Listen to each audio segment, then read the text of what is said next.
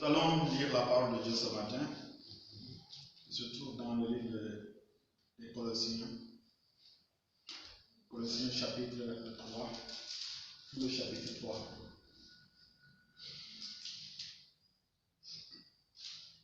La Bible dit, si donc vous êtes ressuscités avec Christ, cherchez les choses d'en haut, où Christ est assis à la droite de Dieu. Affectionnez-vous aux choses d'en haut et non à celles qui sont sur la terre. Car vous êtes morts et votre vie est cachée avec Christ en Dieu. Quand Christ, votre vie, paraîtra, alors vous paraîtrez aussi avec lui dans la gloire. Faites donc mourir les membres qui sont sur la terre, l'impudicité, l'impureté, les passions, les mauvais désirs et la cupidité qui est idolâtrie. C'est à cause de ces choses que la colère de Dieu vient sur les fils de la rébellion, parmi lesquels vous marchiez autrefois lorsque vous viviez dans ces péchés.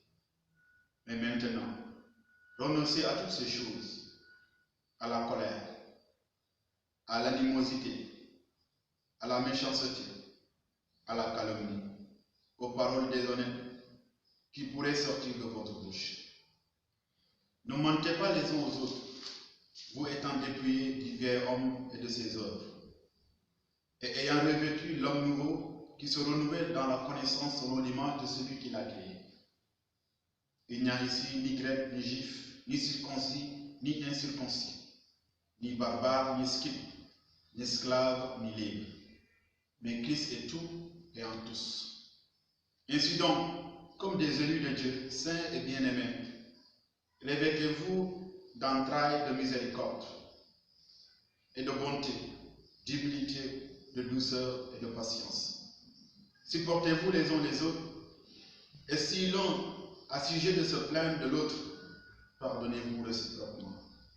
De même que Christ vous a pardonné, pardonnez-vous aussi. Mais par-dessus toutes ces choses, revêtez-vous de l'amour qui est le lien de la perfection. Et que la paix de Christ, à laquelle vous avez été appelés pour former un seul corps, règne dans vos cœurs et soyez reconnaissants. Que la parole de Christ habite parmi vous abondamment. Instruisez-vous et exhortez-vous les uns les autres en toute sagesse et par des psaumes, par des hymnes, par des cantiques spirituels, chantant à Dieu dans vos cœurs sous l'inspiration de la grâce. Et quoi que vous fassiez, en parole ou en œuvre, faites tout au nom du Seigneur Jésus, en rendant par lui des actions de grâce à Dieu le Père.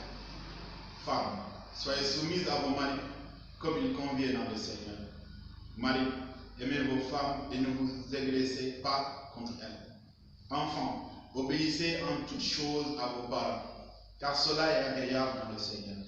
Père, n'irritez pas vos enfants de peur qu'ils ne se découragent.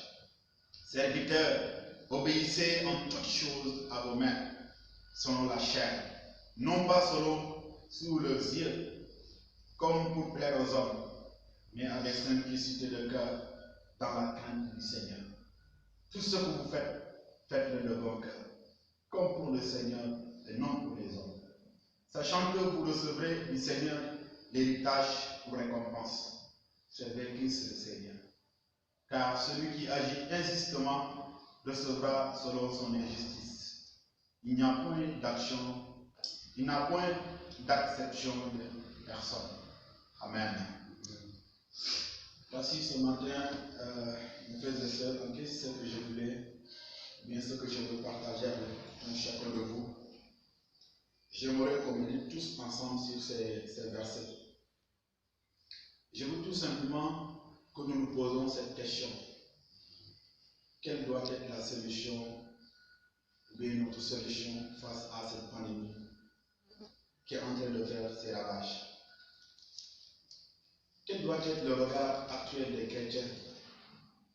Ou bien vers qui devons-nous regarder maintenant?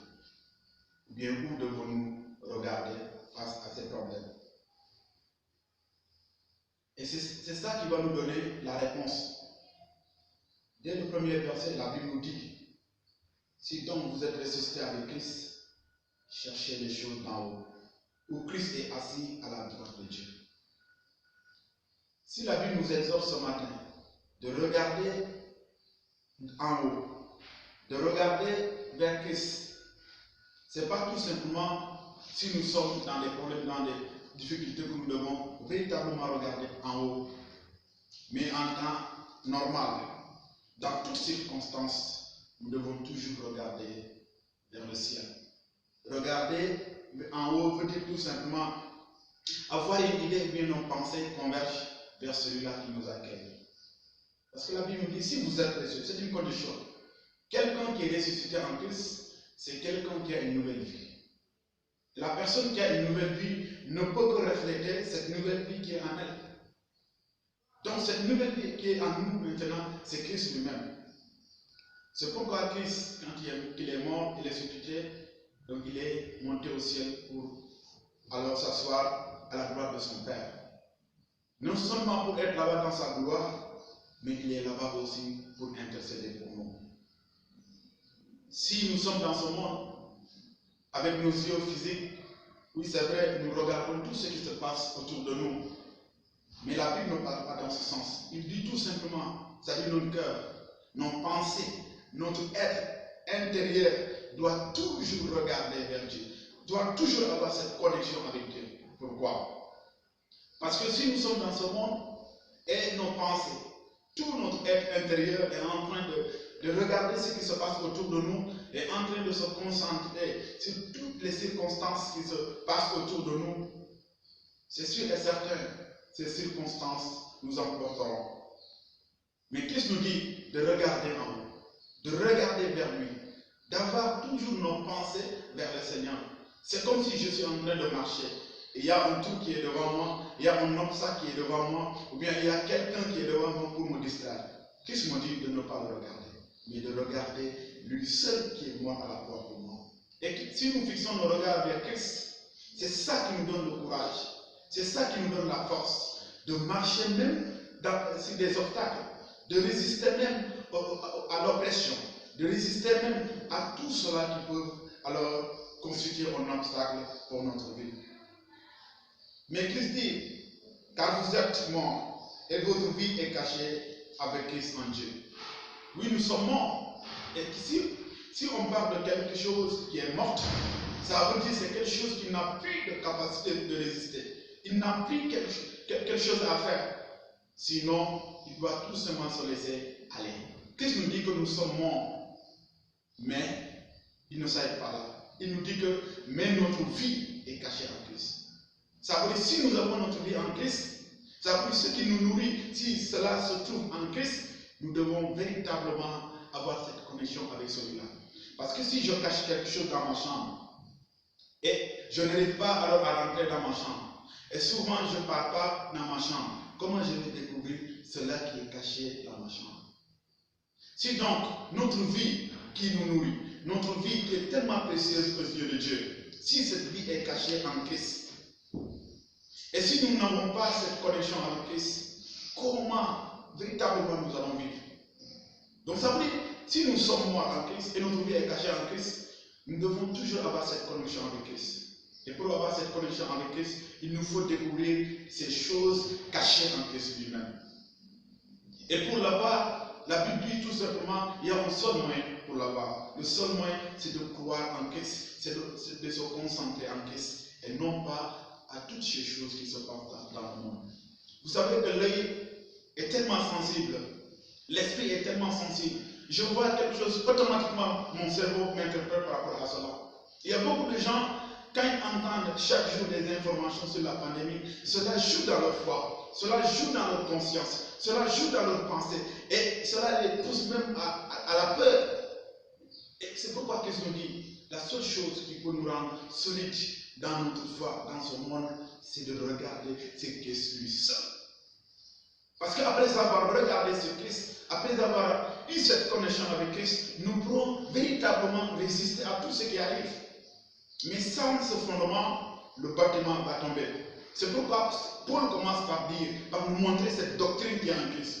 Cette doctrine qui est en Christ est tout simplement notre source à laquelle nous devons se baser, à laquelle nous devons toujours alors se connecter pour pouvoir véritablement résister à tout ce qui arrive. Alors, la Bible dit, quand Christ votre vie paraîtra, alors vous paraîtrez aussi avec lui dans la gloire. Oui, parce que Jésus est notre gloire.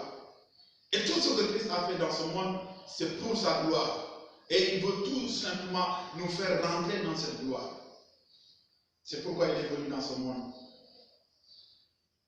Et quand Paul nous a montré cette doctrine, qui est le fondement de notre foi, il continue maintenant pour nous dire, puisque vous avez ce fondement maintenant, je vous demande de résister à tous les obstacles qui pourront venir. Le vent qui viendra, si le bâtiment est bien solide, si le vent vient, il ne va pas tomber.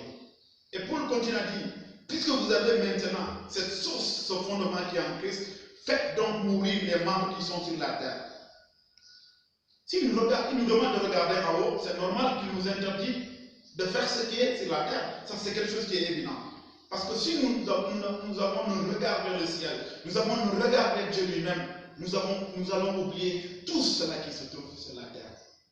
Donc c'est normal qu'il nous met en garde contre tout ce qui se passe sur la terre en nous disant l'impudicité, l'impureté, les passions, les mauvais désirs, la cupidité qui est idolâtrie. Tout ce qui n'est pas conforme à la parole de Dieu, à la divinité de Dieu, la Bible nous interdit de le faire. Et le seul moyen de le faire, c'est de regarder sur Christ. Sans ce regard vers Christ, nous n'allons jamais avoir cette capacité de résister à ces choses. C'est pourquoi, vous voyez le monde actuel, tout le monde a peur. Les gens qui n'ont pas Christ, qui regardent sur le monde, qui ont le trésor caché dans ce monde, ils ne peuvent rien faire. Les businessmen, ils sont dans des troubles. Mais nous, les chrétiens, notre trésor est caché en Christ. Et la Bible nous dit que là où ton cœur est, là aussi sera là où ton trésor est, là où sera ton cœur. Si notre trésor est en Christ, la Bible nous dit que ce n'est pas nous qui ont caché alors cela. La Bible nous dit que notre vie est cachée en Christ. Et qui l'a caché en Christ? C'est Dieu lui-même. Si cela qui est caché en Christ, c'est notre trésor, c'est là aussi que doit véritablement être notre cœur. Nos pensées doivent toujours converger vers cette personne. Mais contrairement à ces gens qui cherchent des trésors dans ce monde, ils sont aujourd'hui dans des troubles, dans des problèmes. Et la Bible nous dit, les conséquences de toutes ces choses, c'est à cause de ces choses que la colère de Dieu vient sur les fils de la rébellion. Les gens qui se rebellent contre Dieu, c'est les gens qui n'ont pas ce fondement. Les gens qui se rebellent contre Dieu, ce sont les gens alors qui vivent dans ces passions, qui n'ont pas la capacité, qui n'ont pas la force de résister à tout cela que le diable les proposera, à tout cela que l'ennemi les proposera. Mais il continue à nous dire, vous ne devez pas alors s'enorgueillir à cause de cela, parce que parmi lesquels vous marchiez autrefois, lorsque vous viviez dans vos péchés, nous étions tous dans la même fosse. Mais maintenant, renoncez à toutes ces choses. À quoi? À la colère, à l'animosité, à la méchanceté, à la calomnie, aux paroles déshonnêtes qui pourraient sortir de votre bouche. Ne mentez pas les uns aux autres, vous étant dépouillés du vieil homme et de ses œuvres. Tout cela que la Bible est en train de citer ici, tout cela est venu avec le vieil homme. Et ce qui parle de vieil homme va forcément penser donc au péché du couple adamique. Tout cela nous est venu du péché, du premier péché d'Adam et Ève. Maintenant, la Bible nous dit, nous sommes dépouillés de tout cela. Pourquoi nous sommes dépouillés de tout cela? Parce qu'il y a un fondement qui a été fait. Et le fondement qui a été fait, c'est Christ lui-même.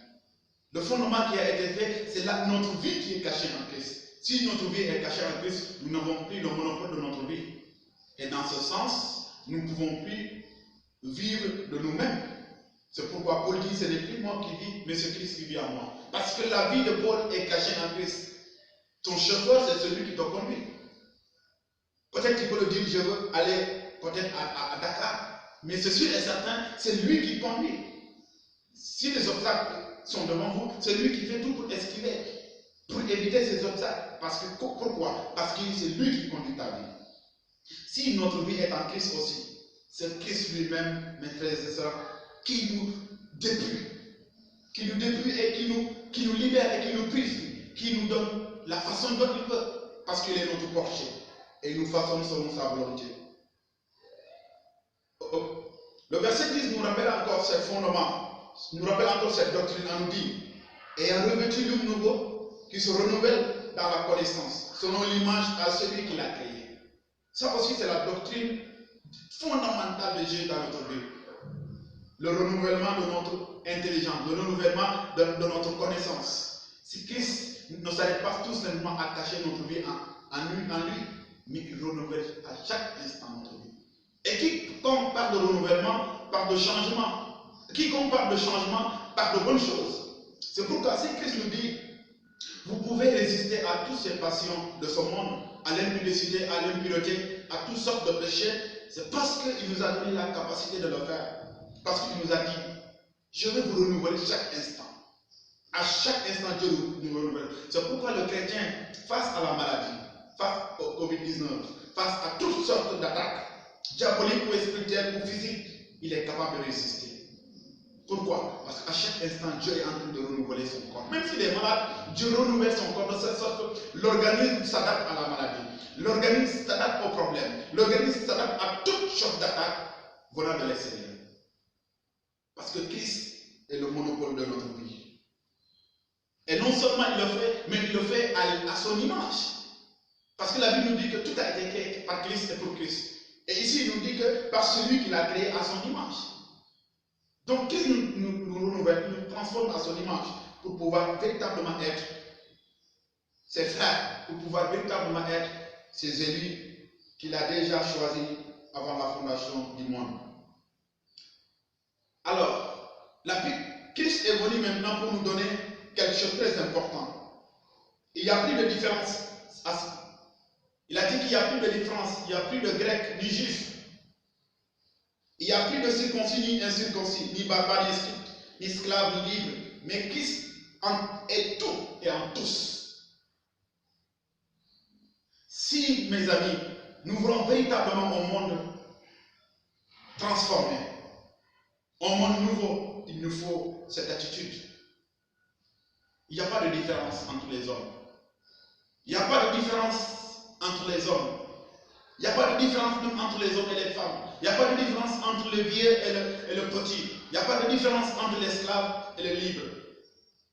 Il n'y a pas de différence entre juifs et grecs, entre circoncis et non circoncis. Pourquoi? Parce que nous donnons tous aussi la même circoncision. Le chapitre 3, le chapitre 2 de ce même livre nous montre que Christ nous a circoncis d'une circoncision spirituelle. Il a circoncis nos cœurs. Et la circoncision que j'ai reçue, c'est la même chose que la circoncision que l'enfant, le petit, l'esclave, tout le monde a reçu la même circoncision. C'est pourquoi Christ nous dit que nous avons reçu la même marque. Et c'est cette marque qui nous fonde. C'est cette marque qui nous rend libres. C'est cette marque qui nous donne la force. Mais non, le monde dit le contraire. C'est les blancs, c'est les noirs, c'est les jaunes, c'est les arabes. Et chacun veut être au-dessus de l'autre. Ce qui amène tous ces problèmes aujourd'hui.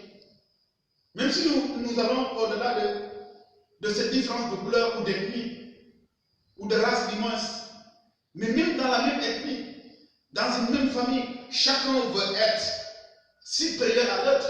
Chacun veut être au-dessus de l'autre. Et si je suis au-dessus de Sébastien, je vais le tuer. Dieu ne m'a pas créé pour être au-dessus de quelqu'un. Dieu ne m'a pas créé pour être sur quelqu'un. Dieu m'a créé pour être avec quelqu'un. Dieu m'a créé pour avoir une relation avec quelqu'un. Parce que si je suis avec quelqu'un, c'est là que je veux l'aider. Parce que la personne a déjà un fardeau. La personne a déjà des problèmes. Si tu es sur lui, mais tu deviendras en surprise de ses problèmes. Tu deviendras une surcharge. Et Dieu a créé tout un chacun de nous pour supporter ses problèmes. Mais au-delà de cette marche, ça devient un obstacle, ça devient une tentation. Évitons d'être des personnes qui vont à la quête de la suprématie, qui vont à la quête du pouvoir, qui veulent toujours dominer sur les gens. Ce que Christ nous met en garde ce matin. Il n'y a pas de différence. Nous sommes tous égaux devant Dieu. Ici, il dit libre, il a dit esclave et libre. Si on parle d'esclave et son maître, l'esclave le maître a le pouvoir, il domine sur son esclave. Mais la Bible dit non, que chacun fasse son travail selon la volonté de Dieu. C'est ça qui est important. Et j'aime véritablement ce que Paul a dit. Paul pouvait dire non, vous les maîtres là, il n'y a plus d'esclaves, restez là-bas, laissez les gens partir. Non, Paul n'a pas dit ça. Il a dit oui, si cette personne est ton esclave, parce qu'à ce temps-là, il y avait des esclaves jusqu'à présent. Si cette personne est ton esclave, toi esclave, fais ton travail normalement. Toi maître, fais ton travail normalement. Non pas pour plaire aux hommes, pour plaire à ton maître, pour plaire à l'esclave, mais pour plaire à celui qui t'a créé. Parce que si chacun fait son travail normalement, il n'y aura pas d'esclave. Paul, c'était une sagesse extraordinaire. Si véritablement je fais mon travail normalement, je ne peux pas avoir un esclave. Et c'est pourquoi il va nous montrer cela. Il dit, supportez-vous les uns les autres. Avant cela, il dit, incitant, comme des élus de Dieu, saints, bien-aimés, revêtez-vous d'entrailles de miséricorde, de bonté, d'humilité, de douceur et de patience. Tous ces caractéristiques, ces caractères ne peuvent pas résider sur le maître qui veut avoir un esclave. Si tu as tous ces caractères, véritablement, tu ne peux pas avoir un esclave. Parce que si on parle d'esclavage, c'est la souffrance, c'est la domination. Et il nous dit non, tout cela qui aura la bonté, l'humilité, la douceur et la patience. Supportez-vous les uns les autres. Et si l'un a sujet de se plaindre de l'autre, pardonnez-vous réciproquement. Pourquoi? Parce qu'il a dit, de même que Christ vous a pardonné, pardonnez-vous aussi. Le pardon de Christ est avant toute chose. Des fois, il y a des gens qui disent, non, nous devons pardonner les uns les autres, sinon Christ ne va pas nous pardonner. Mais ici, la Bible nous dit que, donc même que Christ vous a pardonné, pardonnez-vous aussi. Donc même que, ça veut dire, notre pardon découle du pardon de Christ. Si nous ne sommes pas pardonnés, on ne peut pas du tout pardonner l'autre. Si Christ ne nous avait pas pardonné à la croix, nous n'aurons jamais la capacité de pardonner les autres. C'est pourquoi les gens qui n'ont pas Christ, ils ne peuvent pas le faire. Parce que c'est le pardon de Christ qui excite, je dirais, ou bien qui est à l'origine de notre pardon pour nos frères. Mais le verset 14 qui me plaît beaucoup dit, mais par-dessus toutes ces choses, revêtez-vous de l'amour qui est le lien de la perfection. Sans cet élément, vous ne pouvez pas avoir la perfection dans votre vie, dans votre foi. Sans ce lien, vous ne pouvez pas avoir cette connexion avec Dieu. Et la seule chose qui peut nous donner cette perfection, la Bible nous dit, c'est l'amour. Il est au-dessus de toutes choses, la Bible déclare. De toutes choses. Parce que si tu n'aimes pas, tu ne peux pas aider ton frère. Si tu n'aimes pas, tu ne peux pas vivre avec lui dans l'harmonie. Mais la Bible nous dit que mais cet amour ne va pas provenir de vous. Il dit, Paul commence par prier maintenant, il dit, et que la paix de Christ à laquelle vous avez été appelés, pour former un seul corps, règne dans vos cœurs et soyez reconnaissants. Cet amour ne va pas provenir de nous, parce que déjà cet amour est au-dessus de toutes choses. Cet amour est au-dessus de nous. C'est pourquoi Paul commence par dire, regardez vers Christ. Si vous regardez vers Christ, il vous donnera cet amour. Et cet amour, c'est la paix de Christ qui est dans nos cœurs, qui le fait naître. C'est la paix de Christ qui est dans nos cœurs, qui nous transforme et qui nous donne cette possibilité.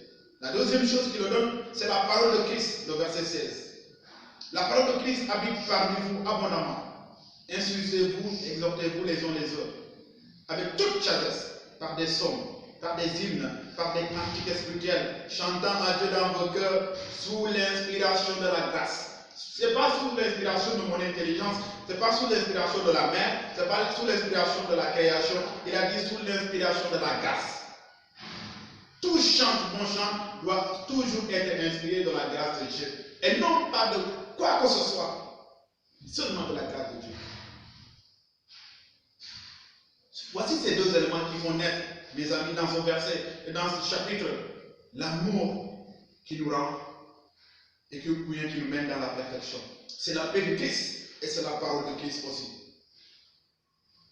Il dit maintenant, si vous avez cela, je vous exhorte aussi, quoi que vous fassiez, en parole ou en œuvre, faites tout au nom du Seigneur Jésus, en rendant par lui des actions de grâce à Dieu le Père. Il faut faire tout au nom du Seigneur Jésus-Christ. Il a dit faites tout, même si vous avez la renommée. La Bible nous dit que cette renommée doit glorifier le Seigneur. Si les gens vous estiment, cela doit glorifier le Seigneur. Et ce qui est difficile aujourd'hui. Si tu as une renommée, c'est difficile. Tu veux être tout de suite, alors éliminer Dieu dans ta vie pour se faire voir. Mais la Bible dit non, tout ce que vous faisiez, faites-le au nom du Seigneur Jésus-Christ, en rendant toute la gloire à notre Dieu. Et alors, après tous ces fondements, toutes ces doctrines, la Bible va nous parler maintenant du principe, de la manière dont la famille doit être constituée. Mais pour que cela arrive, il nous faut d'abord fixer nos regards vers Christ, fixer nos regards vers Jésus, pour que la femme soit soumise à son mari, pour que l'enfant soit obéissant à son père, et pour que aussi le père n'irrite pas son enfant. Il nous faut cette doctrine. Et pour que le maître ne maltraite pas son esclave, il nous faut cette doctrine. Et cette doctrine, c'est en Christ. C'est pourquoi, aujourd'hui, j'invite chacun de nous alors à revoir sa manière de regarder Christ. Nous regardons Christ souvent comme quelqu'un qui est mort tout simplement. On l'a enterré, il est ressuscité, il est parti au ciel. Non. La Bible nous dit que oui, tout cela c'est vrai. Mais notre vie est en Christ. Cherchons à trouver ce trésor qui est en Christ. Pourtant, Dieu nous dit, Jésus, il nous met même à sa place. Parce que Christ nous a dit, tous les trésors de Dieu sont cachés en lui, en Jésus lui-même. C'est véritable, c'est vrai, c'est tellement important, c'est tellement magnifique. Et Christ nous dit, de la même manière que les trésors de Dieu sont cachés à moi, de cette même manière, vos trésors sont cachés à moi. Il est notre tout. Et si mon trésor est caché dans la chambre, et si les trésors de Dieu sont cachés dans cette salle, si je viens pour prendre ma vie, mon trésor, je vais prendre en même temps les trésors de Dieu. Je vais voir en même temps le trésor de Dieu. Et c'est ça l'extraordinaire de Dieu. Parce que notre vie, à nous-mêmes, ne peut pas nous faire nous transformer. Non, non, non, mais c'est le fait que notre vie est cachée en Christ. Et le fait que les trésors de Dieu sont cachés en Christ. Ensemble, nous donne une vie merveilleuse. Assemblés ensemble nous transforme et nous donne la victoire. Et nous donne la possibilité d'espoir, d'espérance. Mes amis, ne regardons pas la pandémie comme quelque chose qui est supérieur à la puissance de Dieu. La Bible nous déclare que nos regards doivent se fixer sur Christ et non pas sur ce qui se passe dans ce monde. Et la pandémie se passe dans ce monde. C'est tout simplement une maladie comme toutes les autres maladies. Christ l'a vécu à la croix. Christ a dit que c'est à cause de nos plaies, de nos maladies, de nos souffrances qu'il est mort à la croix. Et si Christ est mort à la croix et ressuscité, si nous sommes ressuscités avec lui, regardons en haut. Fixons nos regards vers Christ. Et nous aurons le courage, la force d'affronter tous les problèmes de notre vie. Ce matin, j'encourage tout un chacun de nous alors à revoir son regard vers Christ. Christ est notre trésor. Christ est notre vie. Il est notre rédempteur. Il est notre solution. Il est tout pour nous. Et tout est en lui. Ton trésor est en Christ. Cherche le trésor qui est en Christ et tu en trouveras. Et ce trésor te transformera. Que le Seigneur vous bénisse et que le Seigneur bénisse sa parole. Merci à tous.